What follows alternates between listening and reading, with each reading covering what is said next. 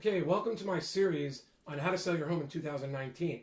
I made a chart over here. It's not complete, but it's pretty thorough.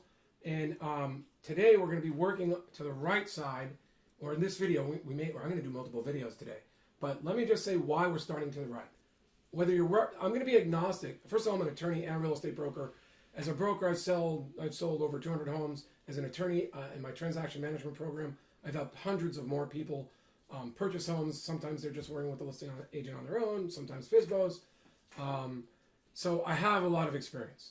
And I want to bring to bear that my takeaway is two things. I mean, you can do all the nuts and bolts, but in the end, it's the good representative, the confident representative, the representative integrity who gets the deals done for top dollar or fast or whatever it is.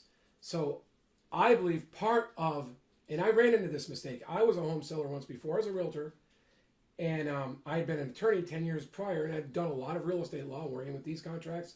I helped people sell commercial and residential, and I reviewed contracts for people. And I was like, the contract's easy, I can do that. I had a big open house, something we're going to talk later. I believed it back then. I read about it then. I massively believe it today. I paid for a sign even though I wasn't a realtor. I had a beautiful sign in the front yard. I sent some flyers around the neighborhood. I did some online marketing, although it was pretty new back then. But I had a lot of people to my home. I had the contracts and disclosures done ahead of time. I basically followed everything in that 5-day sale book that I talk about in my auction. When we talk about how to get multiple offers and doing a pre-MLS auction, I took that idea and I tailored it for my market, and it worked great in terms of turnout.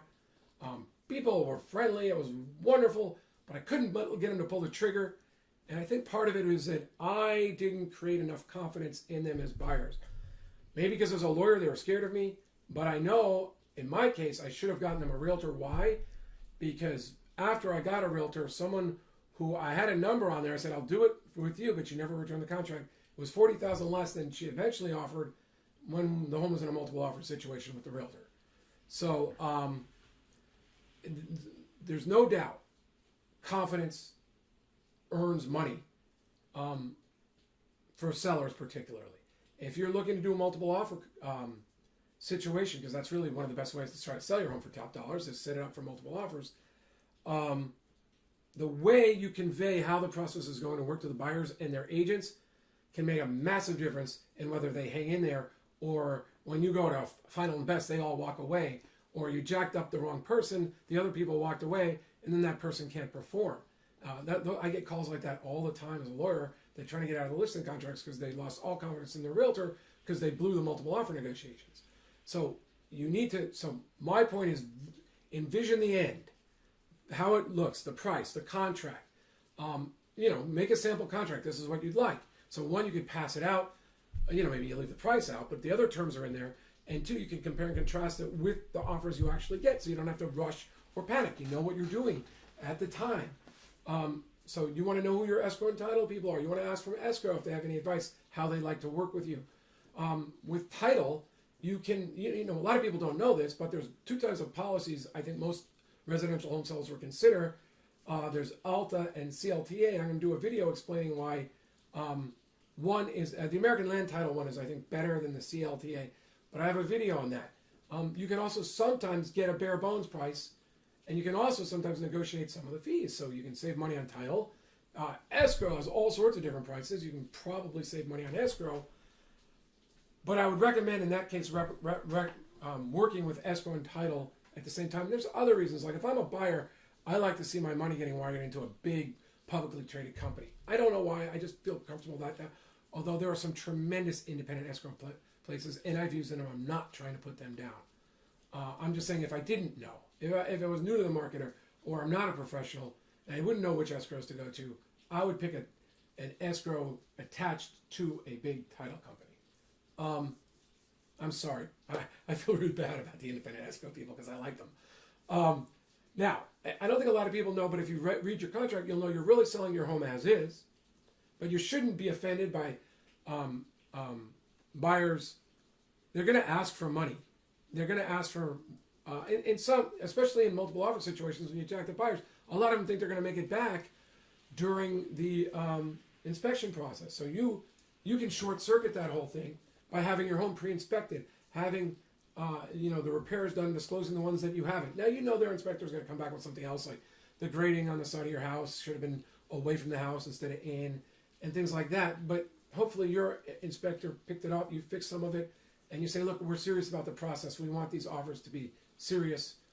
We're not looking to down negotiate during the inspection process and closing contingencies and requests for repairs. But again, there's some things that, well, your inspector will pick them up. There's mandatory things like bracing your water heater that you're probably going to have to do because otherwise the house might not close.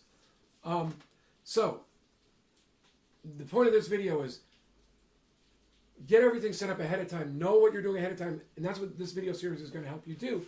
And then, like for instance, now we walk back. Now, are you going to be working with a realtor? Well, then use the California Association of Realtor forms.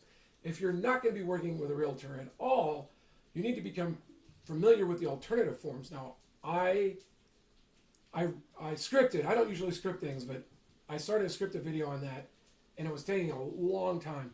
But let me just say that inside winnerscheck.org, we will talk about the alternate forms, and if there's questions about them, I will be happy to answer them for members at winnerscheck.org, which will be ready tomorrow or the next day. It's not.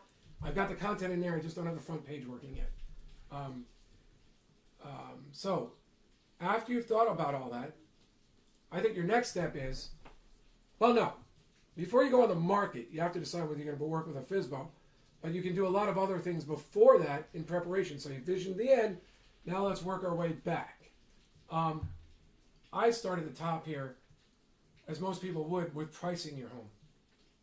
We're going to talk about pricing your home in the next video. Then we're going to be talking about, well, I know I'm looking forward to talking about working with all the different types of models out there now, using the technology, using the websites, using the fast sale people, there's Open Door. We're going to talk about all that stuff. We're going to talk about how it can be made best for you with or without a realtor. So in the next few days, look for links at the bottom of this video as this series expands. Thanks. John McConnin, winnerscheck.org.